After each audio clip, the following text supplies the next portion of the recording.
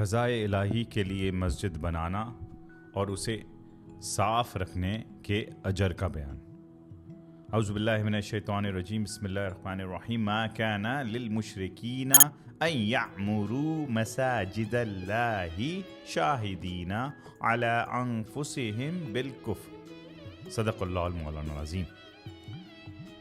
اللہ رب العزت نے سورہ توبہ آیت نمبر 18 میں فرمایا، مشرکوں کے لیے یہ روا نہیں کہ وہ اللہ کی مسجد میں مسجدیں آباد کریں، درحالہ کہ وہ خود اپنے اوپر کفر کے گواہ ہیں۔ ان لوگوں کے تمام اعمال باطل ہو چکے ہیں اور وہ ہمیشہ دوزخ ہی میں رہنے والے ہیں۔ اللہ کی مسجدیں صرف وہی آباد کر سکتا ہے جو اللہ پر اور یوم آخرت پر ایمان لایا اور اس نے نماز قائم کی اور زکوٰۃ ادا کی اور اللہ کے سوا کسی سے نہ ڈرا۔ سو امید ہے کہ یہی لوگ ہدایت پانے والوں میں ہو جائیں گے۔ پھر سورہ توبہ آیت نمبر 108 to 1010 میں فرمایا، اے حبیب، آپ اس مسجد کے نام پر بنائی گئی عمارت میں کبھی بھی کھڑے نہ ہوں، البتہ وہ مسجد جس کی بنیاد پہلے ہی دن سے تقوی پر رکھی گئی ہے حقدار ہے کہ آپ اس میں قیام فرما ہوں۔ اس میں ایسے لوگ ہیں جو ظاہراً و باطناً پاک رہنے کو پسند کرتے ہیں اور اللہ طہارت شعار لوگوں سے محبت فرماتا ہے۔ بھلا وہ شخص جس نے اپنی عمارت یعنی مسجد کی بنیاد اللہ سے ڈرنے اور اس کی رضا اور خوشنودی پر رکھی بہتر ہے، یا وہ شخص جس نے اپنی عمارت کی بنیاد ایسے گڑھے کے کنارے پر رکھی جو گرنے والا ہے؟ سو وہ عمارت اس معمار کے ساتھ ہی آتش دوزخ میں گر پڑی اور اللہ ظالم لوگوں کو ہدایت نہیں فرماتا۔ ان کی عمارت جسے انہوں نے مسجد کے نام پر بنا رکھا ہے ہمیشہ ان کے دلوں میں شک و نفاق کے باعث گھٹکتی رہے گی، سوائے اس کے کہ ان کے دل مسلسل خراش کی وجہ سے پارا پارا ہو جائیں، اور اللہ خوب جاننے والا بڑی حکمت والا ہے۔ یہاں پہ جو مسجدیں بیان ہوئی ہیں جس کی اللہ تعالیٰ نے جو ہے وہ کمنڈ نہیں، جس کی جو اللہ تعالیٰ آقا علیہ السلام کو دور رہنے فرما رہے، وہ منافقوں نے مسجد قائم کی تھی۔ اب آئیے سورہ کہف آیت نمبر 18 to 21۔ ان ایمان والوں نے کہا جنہیں ان کے معاملہ پر غلبہ حاصل تھا کہ ہم ان کے دروازہ پر ضرور ایک مسجد بنائیں گے تاکہ مسلمان اس میں نماز پڑھیں اور ان کی قربت سے خصوصی برکت حاصل کریں۔ تو یہ تھی قرآن مجید کی آیتیں۔ اب آئیے احادیث نبویہ کی طرف اس موضوع کو لے کر۔ پہلی حدیث حضرت انس رضی اللہ عنہ حضور نبی اکرم صلی اللہ علیہ وآلہ وسلم سے روایت کرتے ہیں کہ جس نے اللہ تعالیٰ کے رضا کے لیے چھوٹی یا بڑی مسجد بنائی، اللہ تعالیٰ اس کے لیے جنت میں گھر بنائے گا۔ اس حدیث کو امام ترمذی اور ابو یعلا نے روایت کیا۔ حضرت عائشہ رضی اللہ عنہ کا بیان ہے کہ رسول اللہ صلی اللہ علیہ وآلہ وسلم نے محلوں میں مسجدیں بنانے اور انہیں صاف ستھرا اور خوشبودار رکھنے کا حکم دیا۔ اس حدیث کو امام ترمذی، ابو داود اور ابن ماجہ نے روایت کیا۔ حضرت انس رضی اللہ عنہ کا بیان ہے کہ رسول اللہ صلی اللہ علیہ وآلہ وسلم نے فرمایا، میری امت کے اجر و ثواب میرے سامنے لائے گئے، حتیٰ کہ اس تنکے کا ثواب بھی لایا گیا جسے آدمی مسجد سے اٹھا کر باہر پھینکتا ہے، اور میرے سامنے میری امت کے گناہ بھی لائے گئے۔ سب سے بڑا گناہ میں نے دیکھا کہ آدمی جو قرآن مجید کی کوئی صورت یا کوئی آیت عطا کی جائے اور وہ اسے بھلا دے۔ اب آپ دیکھ لیں یہاں پہ مسجد کے صاف کرنے کا اجر آپ دیکھ لیں، اور پھر قرآن مجید کو بھلانے کا بھی جو ہے وہ گناہ دیکھ لیں۔ اس حدیث کو امام ترمذی، ابو داؤد اور ابن خزیمہ نے روایت کیا ہے۔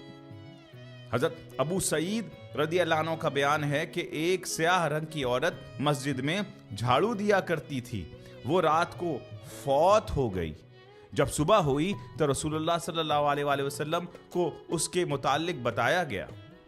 آپ نے فرمایا، تم نے مجھے اس کی بر وقت اطلاع کیوں نہیں دی تھی؟ پھر آپ صلی اللہ علیہ وآلہ وسلم اپنے صحابہ کو لے گئے، اس کی قبر پر کھڑے ہوئے، اللہ اکبر کہا، صحابہ آپ کے پیچھے تھے، اس کے لیے دعا کی اور واپس تشریف لے آئے۔ اس حدیث کو امام ابن ماجہ اور ابن خزیمہ نے روایت کی۔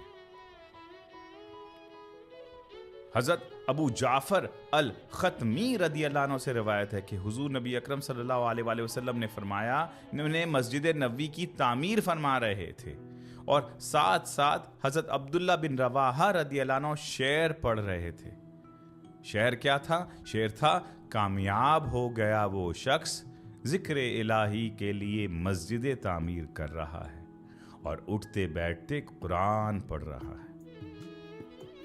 اور حضور نبی اکرم صلی اللہ علیہ وآلہ وسلم ان کے اشعار کے جواب میں فرما رہے تھے کہ وہ یعنی صحابہ کرام تلاوت کلام پاک اٹھتے بیٹھتے کر رہے تھے جبکہ وہ مسجد کی تعمیر میں مصروف تھے۔ اس حدیث کو امام ابن ابی شیبہ نے روایت کیا ہے۔ حضرت جابر رضی اللہ عنہ سے روایت ہے کہ رسول اللہ صلی اللہ علیہ وآلہ وسلم نے فرمایا، اگر کوئی شخص کنواں کھدوائے تو اس میں سے پینے والے پیاسے جنوں، انسانوں اور پرندوں میں سے ہر ایک کا ثواب قیامت کے دن تک اللہ تعالیٰ اسے عنایت فرمائے گا۔ اور اگر کوئی مسجد بنائے، اگرچہ چیل کے گھونسلے کے برابر ہی کیوں نہ ہو یا اس سے بھی چھوٹی ہو، پھر بھی اللہ تعالیٰ اس کا گھر جنت میں بنائیں گے۔ اس حدیث کو امام ابن خزیمہ نے روایت کیا۔ آخری حدیث حضرت ابو قرصافہ رضی اللہ عنہ سے روایت ہے کہ انہوں نے رسول اللہ صلی اللہ علیہ وآلہ وسلم کو فرماتے ہوئے سنا، مسجدیں بناؤ اور انہیں صاف رکھو، جو شخص مسجد تعمیر کراتا ہے اللہ تعالیٰ اس کا گھر جنت میں بنا دیتا ہے۔ ایک آدمی نے عرض کیا، یا رسول اللہ، ان مساجد کے بارے میں کیا خیال ہے جو راستے میں بنائی جاتی ہیں؟ آپ صلی اللہ علیہ وآلہ وسلم نے فرمایا، ہاں، ان کا بھی یہی حکم ہے اور ان کی صفائی حورین کا حق مہر ہے۔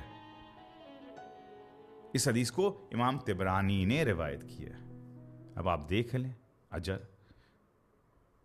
یہ ساری حدیث مبارکہ جو ہے مسجد کی فضائل اور اس کی خدمت کے اجر کے بارے میں۔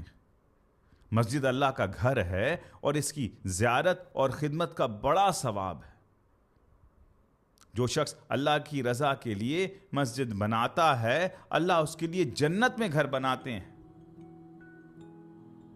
اب آپ دیکھ لیں کہ مسجد بنانے میں حصہ لینے کا مطلب صرف بڑی مسجد بنانا نہیں ہے، بلکہ چھوٹی سے چھوٹی مسجد میں بھی جس نے حصہ لیا اس کا بھی حصہ اللہ تعالیٰ نے ڈال دیا اس میں، اور اس کے لیے بھی جنت میں ایک محل گھر بنا دیا۔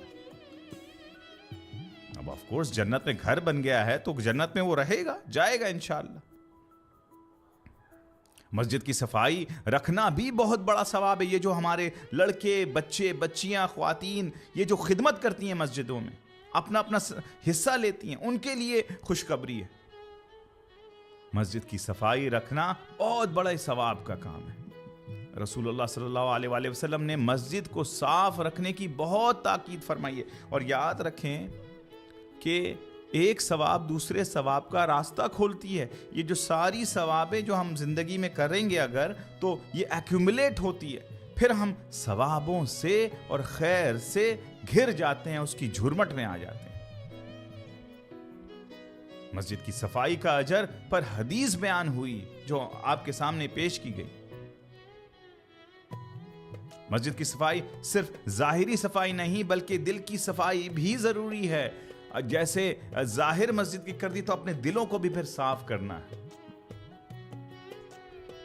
پھر اللہ ہم سب کو مسجدوں کی خدمت کرنے کی توفیق عطا فرمائے, لوگوں کو مسجدوں کی زیارت اور خدمت کرنے کی نصیحت بھی ہمیں فرمائے, اور ایسے مساجد قائم کرنے کی ہمیں طاقت دے اور قوت دے جہاں سے لوگوں کو ہدایت, روشنی, تاجدار کائنات صلی اللہ علیہ وآلہ وسلم کی مشن کی لیے تربیت فراہم ہو, خیر فراہم ہو.